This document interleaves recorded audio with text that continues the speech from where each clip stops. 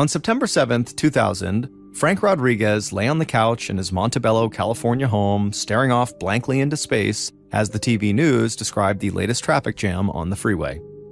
It was a warm morning in Southern California, but Frank felt cold even though he was underneath a blanket. And he felt so nauseous that every half hour or so, he'd have to get up and run to the bathroom to throw up. Frank, a 41-year-old teacher, had not felt like his normal, energetic self for 2 days. Not since he agreed to help chaperone a field trip at the school where he used to work. The trip had turned into a 15-hour marathon, and he had come home feeling totally tired and groggy. And by the next day, Frank felt too lousy to stay at work at his current job with the Los Angeles Public School District, so he came home a few hours early. Now, Frank's new wife, Angelina, was really getting worried. Frank was a lean, fit man, known for his firm handshake, and he rarely got sick at all. But on this morning, Frank could barely stand up. Angie tried to get Frank an appointment at a nearby clinic, but they said he was too sick for them. So she drove them to a hospital emergency room across town where the waiting area was totally packed. By the time a doctor could actually see Frank almost 5 hours later, he was feverish and shaking uncontrollably, but the doctor was reassuring. He said Frank was suffering from some kind of food poisoning and he just needed to rest and stay hydrated. He wrote Frank a prescription to help him with the nausea and diarrhea and told him to drink plenty of Gatorade. The doctor said this fruity sports drink is actually even better than water when someone has thrown up a lot. On the way home, Angie stopped to buy Gatorade, and then also she stopped to pick up her 10-year-old daughter, Autumn, from school. Autumn was not Frank's biological daughter, but Frank totally adored the little girl, and his face lit up when she jumped into the back seat. As soon as she sat down, Autumn asked Frank how he was feeling, and even though Frank was leaning up against the window, kind of barely able to move, he kind of turned his head and smiled at her and said, "You know what? I'm doing a lot better now." Angie planned to play nurse for her ailing husband for the day, making chicken soup and hot tea and making sure he drank plenty of Gatorade. Autumn said she would help too. When the family got home, Angie and Autumn headed for the kitchen, but Frank called them back to the living room. Instead of lying down, Frank dropped down to one knee in the middle of the room, and he reached out both his hands for theirs. Once they were all holding hands, they formed a small circle, and then Frank closed his eyes and began to pray out loud. He talked about how much the Lord had blessed him when he found them, giving him a second chance at happiness. He felt awful right now, Frank admitted, but he was still very thankful for the happy life they all shared together. Frank prayed a lot. He was a deeply religious man who often carried a Bible with him and went to the local Pentecostal church for Wednesday prayer groups as well as Sunday services. But Frank wasn't preachy. Instead, he was a very calming presence who listened well and tried to do the right thing. The students that he taught and counseled, many of them very deeply troubled, adored Frank because he didn't judge them. There was a lot of truth in Frank's prayer when he talked about getting a second chance.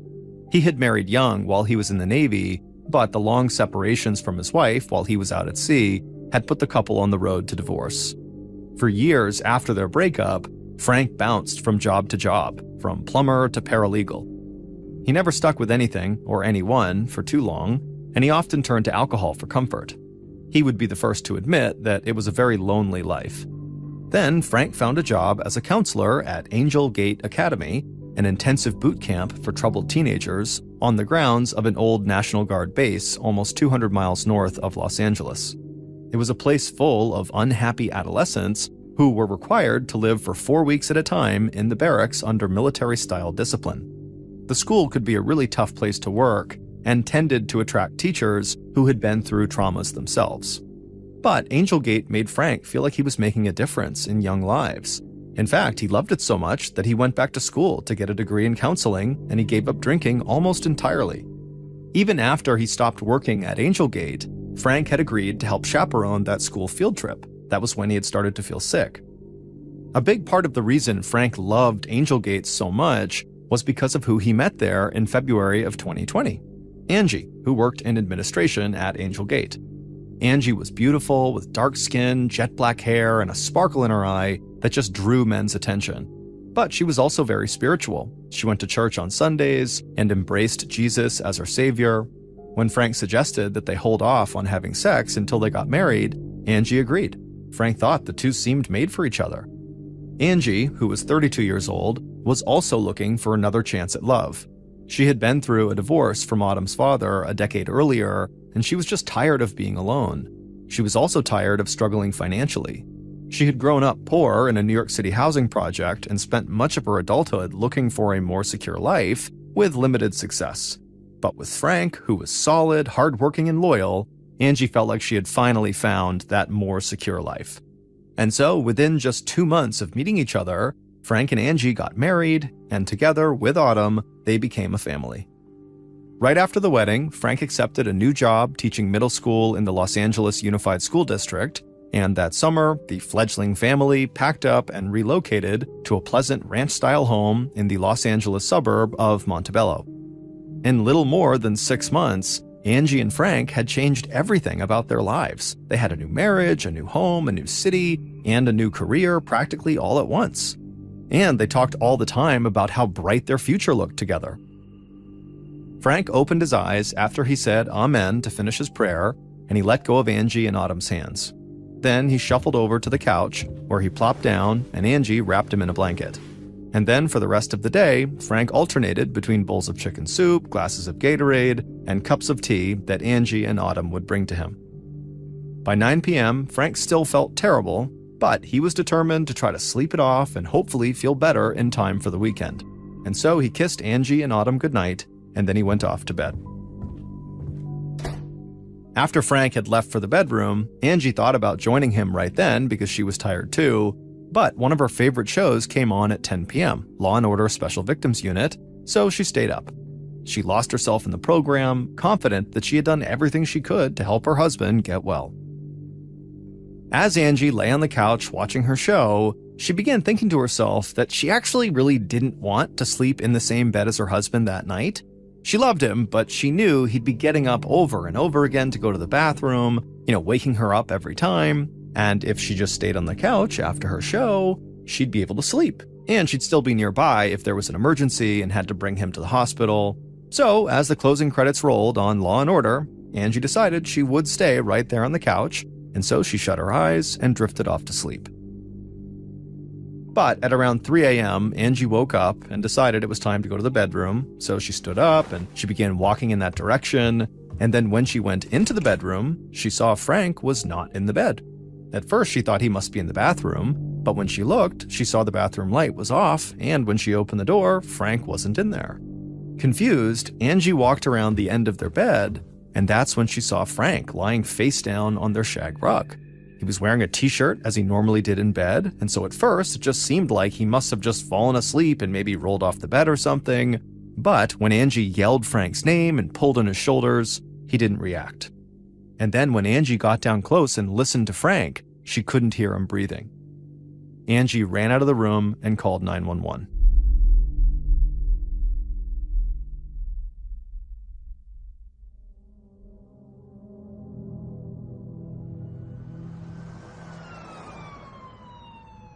Paramedics arrived within minutes at the Rodriguez's front door, where they were met by Angie, her eyes red-rimmed and puffy from crying. She frantically led them through the house to the bedroom where her husband was laying, and then when they got down and felt him, they could see he was cold to the touch, and when they checked, he had no pulse. He was dead. But there was no obvious reason why. His body offered few clues. The only injury they could find was a bloody nose, likely from when Frank fell to the ground. Angie told them that Frank had been sick for the past couple of days with food poisoning, but overall, Frank's health was excellent, and he was doing all the right things to get better from this food poisoning. He had no history of drug use, and he certainly had no suicidal tendencies. It seemed like Frank was just a healthy guy who dropped dead for no reason. The team from the coroner's office zipped Frank into a black body bag and wheeled him out to the waiting van that would take him to the lab for an autopsy. As an increasing number of emergency officials tramped in and out of the Rodriguez's house, Angie and her daughter clung to each other, sobbing. And by the time they all left, around 9 a.m., Angie felt like she had answered a million questions about Frank's medical history, his emotional state, and the food poisoning that had sent him to the hospital. She didn't believe for a minute that her husband had died suddenly from food poisoning, But neither the police, paramedics, or the coroner's team had helped Angie understand what else could have killed him. As she dialed Frank's mother to tell her that her son was dead, Angie didn't know what she was going to say. But Frank's mother became so hysterical at the news that Angie couldn't tell her much anyway before the call dissolved into wordless sobbing. A few minutes later, Frank's younger sister, Rebecca, called Angie to get more of the awful details. Rebecca had never known her big brother to even get sick, and she knew he was still fanatical about taking care of himself. And so how could he be dead? But Angie had no answer. Nobody did. But something suddenly occurred to Angie when Rebecca told her over the phone that, everybody loved Frank. And Angie, without really thinking about how insensitive this sounded, she just kind of blurted out, "Not everyone, Rebecca. I mean, there were some people who didn't like him. Maybe this wasn't a natural death. Maybe he was murdered." Then Angie began talking about this one particular teacher at Angel Gate who did not like Frank. Now, Angie did not name this person to Rebecca over the phone, but she was thinking about this guy named Mike Benning. Frank had actually left Angel Gate after a nasty internal controversy involving this teacher, Mike Benning. Frank had blown the whistle on Benning for exposing himself to students as well as groping students. Angie said to Rebecca over the phone that this, quote, sicko, because again, she wasn't using his name, had been allowed to keep his job despite Frank's allegations, but Benning was furious with Frank for making the allegations in the first place. And so Angie thought that it was certainly possible that this sicko finally got his revenge on Frank.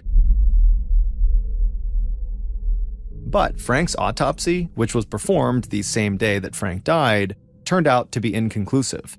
The medical examiner, who had performed 4,000 autopsies before Frank's, checked for signs of strangulation or choking, and he found nothing.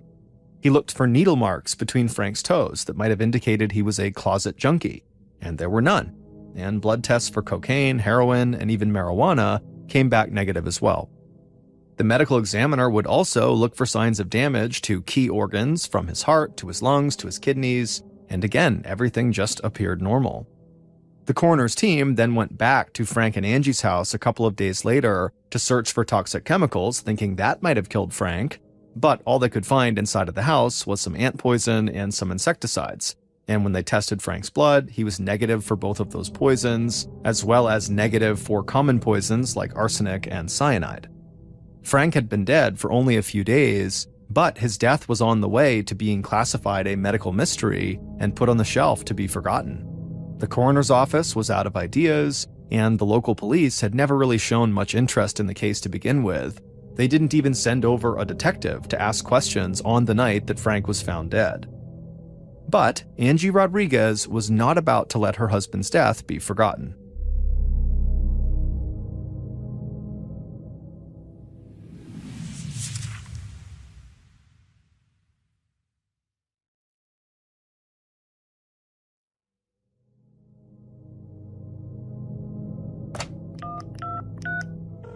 A few days after Frank's death, Angie called the Montebello police to voice her frustrations at their total inaction. She told the sergeant who answered the phone that it was high time for them to finally open up an investigation. She said there was no way her husband just suddenly got sick and died. He had to have been murdered. Angie was totally insistent. And day after day, Angie would call back, often speaking to the same sergeant, Greg Wilsey, to demand an investigation. To Sergeant Greg Wilsey, Angie's pleas actually sounded familiar. Angie was grieving a sudden, unexplained loss, and she desperately wanted someone or something to blame. This was something the sergeant saw a fair amount with people who were recently bereaved. Also, the sergeant knew that Angie had been asleep on the couch when her husband died in the bedroom, and so he thought, maybe she also felt guilty about not being there when he was struggling with whatever happened to him, and so maybe that's why she's come up with this far-fetched murder theory to explain everything away. But the more Angie called the police department day after day demanding this investigation, the less she sounded just like some grieving widow. She sounded like someone who really thought this could be a murder.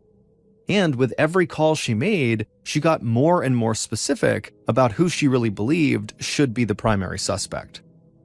Angie explained to Sergeant Wilsey that Frank's sudden decline in health began right after he filled in as a chaperone for that field trip at Angelgate, where he used to work. Frank had come home from that day trip feeling very weary and worn down, so much so that he had to leave work early the next day. And Frank just never recovered, dying just 4 days after the field trip. Angie told Wilsey that maybe someone at Angelgate poisoned Frank, and she knew someone who certainly had the motive to do that: Mike Benning. Angie threw out the theory that, perhaps on this field trip, Benning, who wanted a chance to get back at his accuser, put poison maybe in the cookies or the Gatorade that was served to Frank as refreshments during the field trip. And when the sergeant began asking questions, Angie just said, "Look, if you want to understand what happened to my husband, you got to start at Angelgate Academy." It might seem harsh to accuse some ordinary schoolteacher of plotting a revenge killing against a former colleague, but as Angie explained to Sergeant Wilsey, Angelgate was not a normal school. Some of Southern California's most troubled students were ordered to attend this academy for these 4-week stints of intense military-style discipline that was intended to kind of scare them straight. And though Angelgate could certainly point to plenty of success stories, there were also lots of accusations of brutality swirling around the school. There were stories about students who were forced to eat their own vomit, or who were force-fed large volumes of water. There were stories about teachers calling students terrible names, and there were also allegations of physical abuse. And so after Sergeant Wilsey heard all this context about Angelgate and how potentially the staff there were inappropriate and even violent, he told Angie that, yeah, it does seem like we do need to launch an investigation into your husband's death and see if it's possible that someone from Angelgate had something to do with it. But the police department in Montebello was tiny and did not have the resources for a full-blown murder investigation. So they called on the Los Angeles County Sheriff's Department to take the lead. And within weeks, Angie was talking regularly with 2 sheriff's deputies who were assigned full-time to the case. Their names were Joe Holmes and Brian Steinwand. And in early October, Angie actually went to the Montebello Police Department to sit down with these 2 detectives. Holmes and Steinwand were at opposite ends of their careers. Steinwand was a young specialist in street gang investigations with 10 years of experience, while Holmes was a nearly 30-year veteran closing in on retirement. But together, they got things done. They had just arrested the suspect in a murder days before Frank's death. Inside of a sterile interview room at the police station, Angie again told Holmes and Steinwand the full story of Frank's life and death and why she thought his death was actually a murder. Angie explained that Frank at one point suspected that someone at Angelgate Academy had spiked his drink on an earlier occasion, which made him sick, but did not seriously injure him. Frank never figured out who it was, but Angie always suspected it had been Mike Benning, the teacher that Frank had reported for alleged inappropriate relationships with his students. Angie told detectives that she was so nervous about Frank's safety that she begged him not to go back to Angelgate for the September 3rd field trip. But he'd already promised, and he refused to reconsider. When he got home from that field trip, he had told Angie that his former colleagues had treated him really well, and she was totally relieved. But then, of course, Frank got sick, and that was when Angie thought, he must have been poisoned. The detectives were intrigued, but they pointed out that poison is a pretty generic term that includes thousands of different chemicals. Did Angie have any idea what kind of poison Benning could have potentially used to spike Frank's drink? If they had something more specific, they could ask the medical examiner to test Frank's blood again for it. Unfortunately, there is no single test that can detect all kinds of poison. You basically have to have the type of poison and then test for that type. Frank's death had become a total obsession for Angie. Specifically, she couldn't stop thinking about how he had actually died, and she had been doing all this research about it. She casually told the 2 detectives that she had been reading about a deadly poison that's actually pretty easy to obtain, hard to detect, and frighteningly effective. The leaves of the oleander tree, which is a red and white bush that grows all over California, contains a poison that's very easy to disguise in food or drink.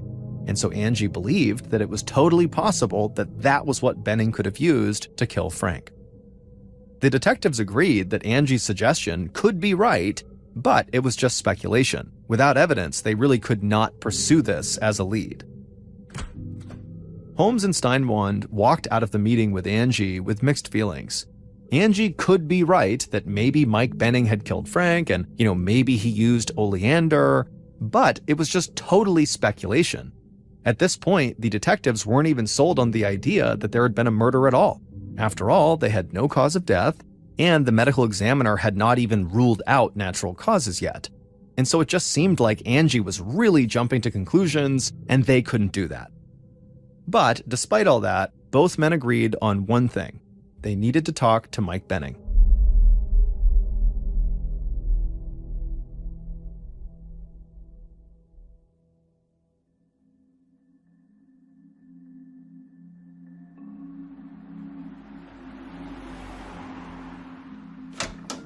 After Angie got back from the meeting, she collapsed onto the couch in her living room, feeling totally emotionally and physically exhausted. She was pleased that the police were now seriously investigating her husband's death, but she was actually a little surprised at how much the two detectives were now leaning on her for help. Didn't they have their own sources of information? Couldn't they have come up with a list of hard-to-detect poisons themselves? She was worried that the sheriff's department had assigned a couple of hillbilly cops to the case who didn't know what they were doing. Angie felt like she had no choice but to stay right on top of Detectives Holmes and Steinwand at every step of their investigation. It was the only way to be sure she got justice for Frank. But despite how Angie felt about them, the two detectives were working the case in their own way. They did their homework on oleander. It was indeed highly toxic and widely available, and so they asked the coroner's office to try to determine whether that could have been what killed Frank. The detectives also started gathering background information on Mike Benning.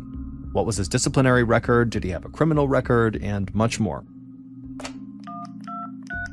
Then, on October 19th, so 6 weeks after Frank's death, Angie called Holmes with startling news.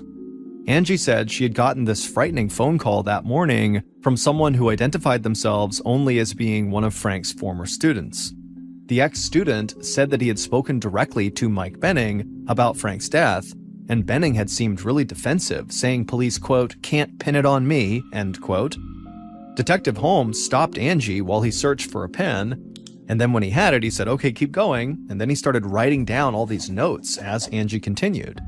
Angie said this caller said that police had questioned Benning about Frank's death, but Benning insisted that investigators would never be able to connect the death to him.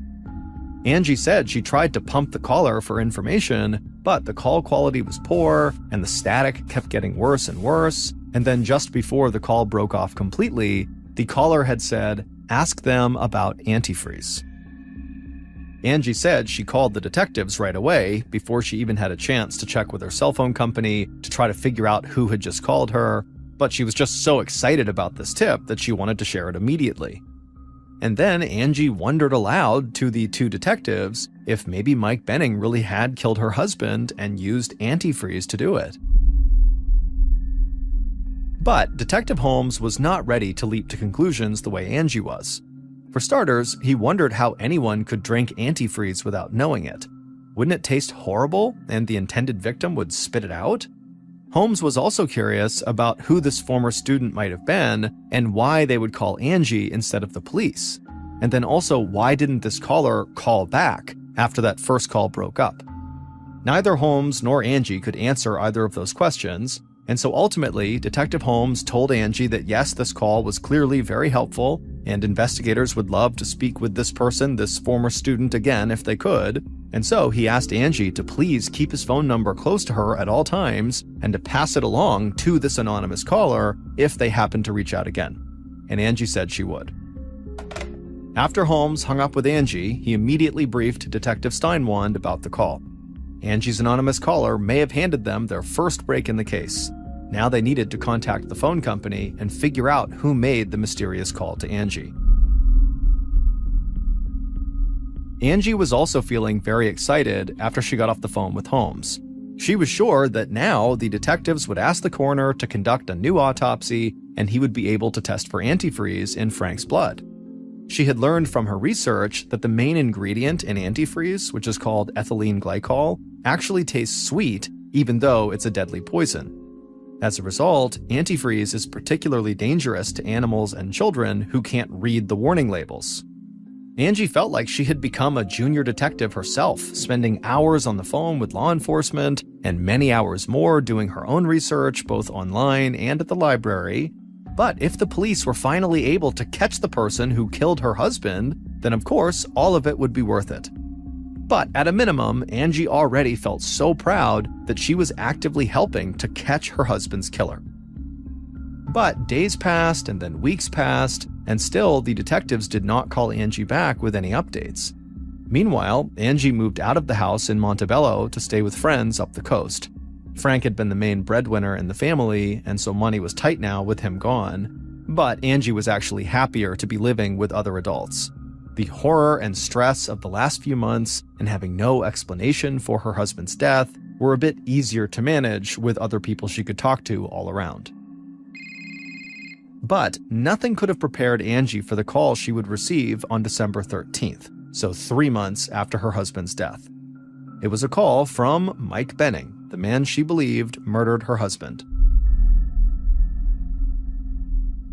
Angie was at home with Autumn baking Christmas cookies in hopes of somehow creating a little holiday cheer when her cell phone rang and she picked it up. Mike didn't even say hello before he asked her a blunt question. "Why did you tell the police that I poisoned Frank with antifreeze?" Initially, Angie was caught off guard and asked who was calling, even though she knew perfectly well that this had to be Mike. But Mike totally ignored her and pressed on. When would he even have the opportunity to poison Frank, he asked. They hadn't worked together since June. Mike said that Angie's allegations against him were now ruining his reputation, and she owed him an explanation. But at this point, Angie now was just mad, remembering her clashes with Mike over his alleged misconduct when they both worked at Angelgate. She said to Mike that his hostility towards her and to Frank had been totally obvious, and now all the evidence suggested that he had been the one to poison Frank. She told him that he should go talk to detectives, not her. And then Angie hung up. Angie sat there for a second in shock. Then she picked up her phone again and dialed Detective Holmes's number. When he picked up, she excitedly told him that Mike had just called her out of the blue and accused her of spreading false rumors about him being the killer. Angie also said that Mike had even threatened her towards the end of the call when he said, quote, "You just gotta watch your back," end quote. Holmes seemed totally taken aback. He told Angie that just the night before, detectives had informed Mike that he was a suspect in this case, and they had said Mike seemed really nervous when he was told this news.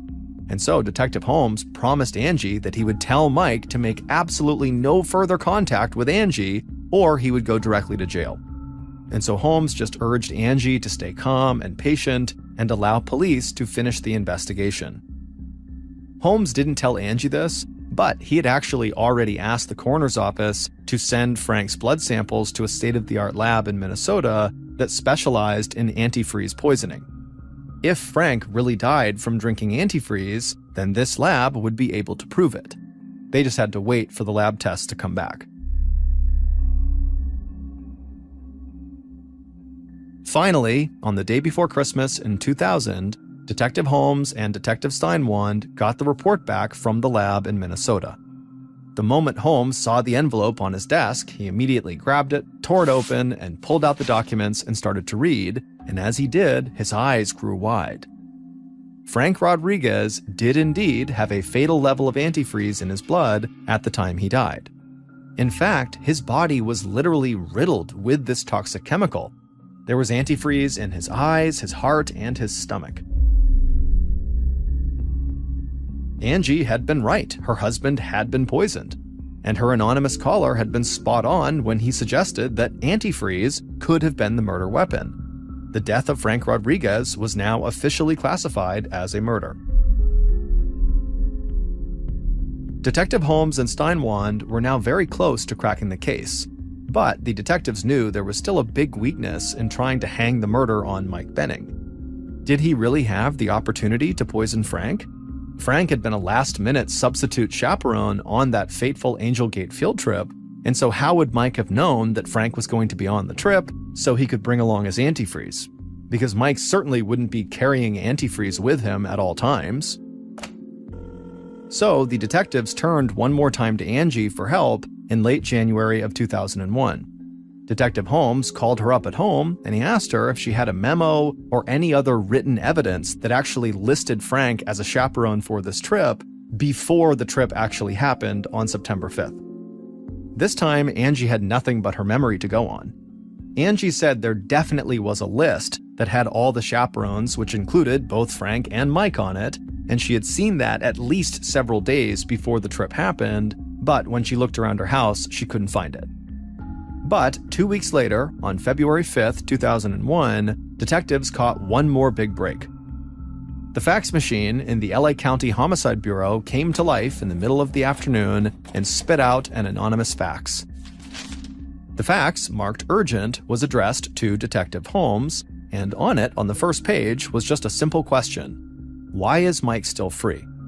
And then all the other pages in this fax showed that there had been a faculty orientation for the Angel Gate field trip almost 2 weeks before the event. And Frank's name, circled, was on the list of chaperones. In other words, Mike had plenty of advance notice that Frank would be coming on this trip, and so he would have plenty of time to obtain some antifreeze and mix it in with Frank's drink and cookies. This final piece of evidence was all the detectives needed to make their case against Mike Benning.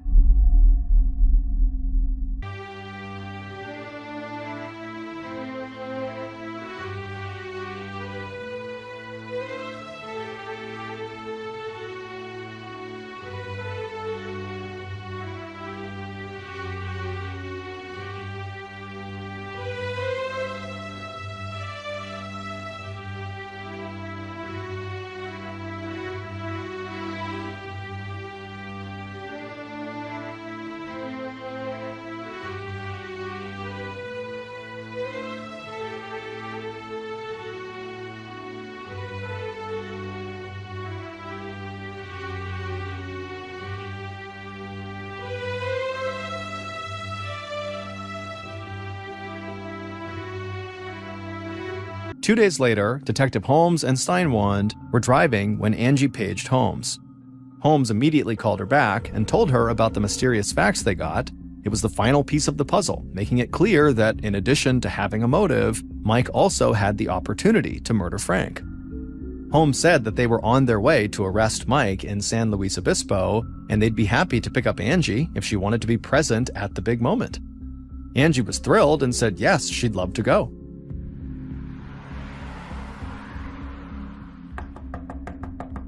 A few minutes later, the two detectives arrived at the door of the house where Angie was staying with friends, and she immediately let them in very eagerly, but Holmes's expression was not what Angie expected. This was a moment of triumph for all of them, and she thought he'd be high-fiving her and thanking her for her help in cracking this case. Instead, Holmes's face was stern, cold even, and he made no attempt at conversation. Instead, Holmes walked over to Angie's purse that was sitting on a side table and he looked inside of it, and then he looked over at his partner and he nodded. Inside the purse were a few sheets of paper, just like Holmes expected there to be. And the contents of those papers would change everything about this case.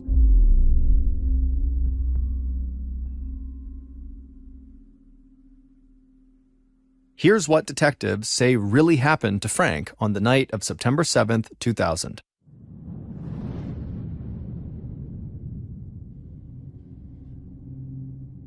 To begin with, Angelina Rodriguez was not the lonely, virtuous woman her husband thought she was. She was far from it.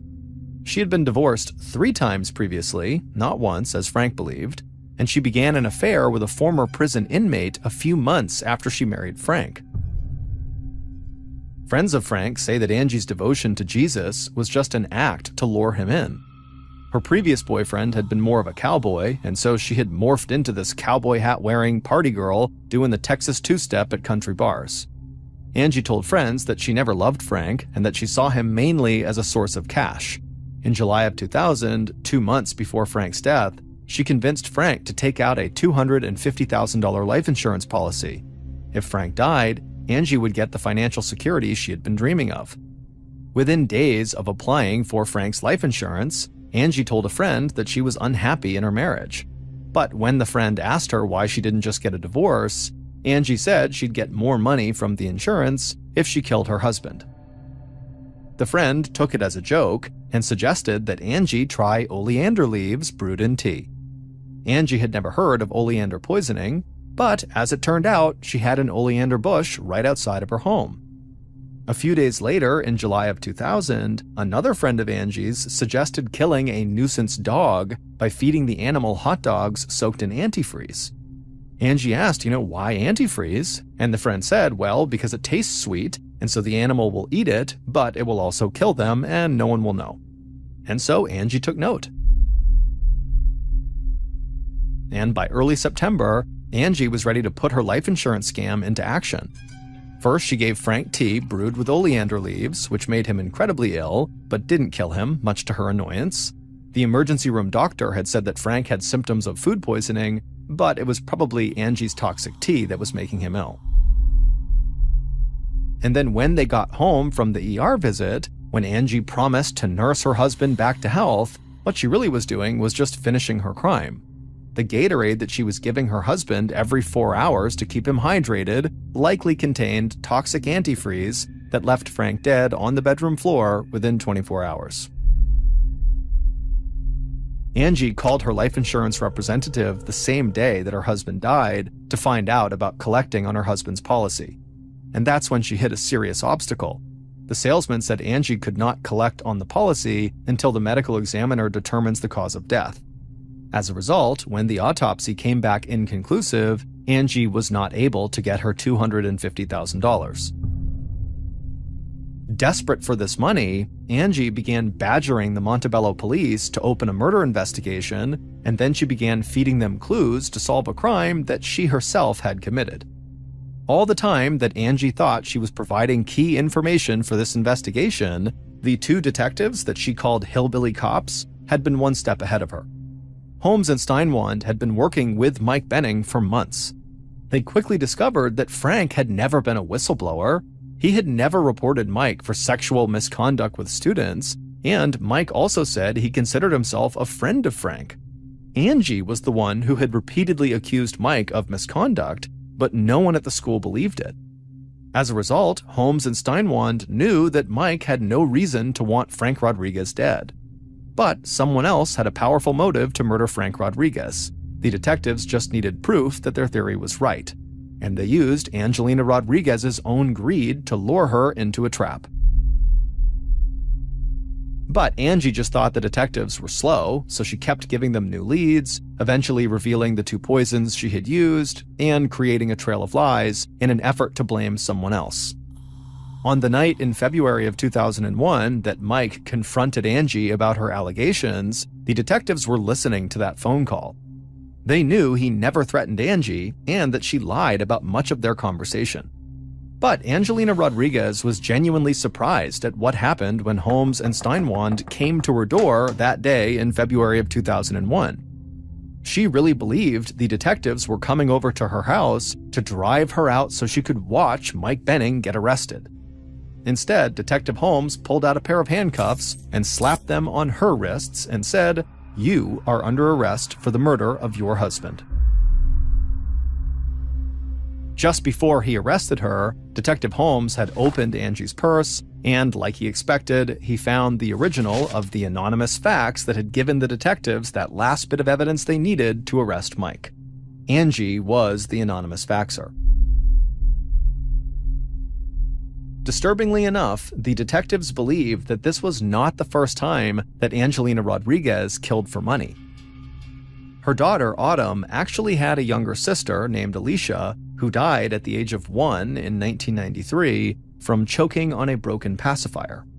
At the time, no one suspected foul play, but after Frank's murder, investigators reviewed that case, and they discovered that the child did indeed choke on a pacifier, but there was evidence that someone forced it down the child's throat. At the time, Angie had a $50,000 life insurance policy on the baby, and after the baby died, Angie successfully sued the pacifier maker for a wrongful death. Angie never collected the life insurance money for her husband Frank. Instead, she was convicted of aggravated murder and sentenced to death. 2 decades later, and Angelina Rodriguez is still on death row awaiting execution. As of recently, she insists that she is innocent and that her husband Frank just killed himself when he found out that she wanted a divorce.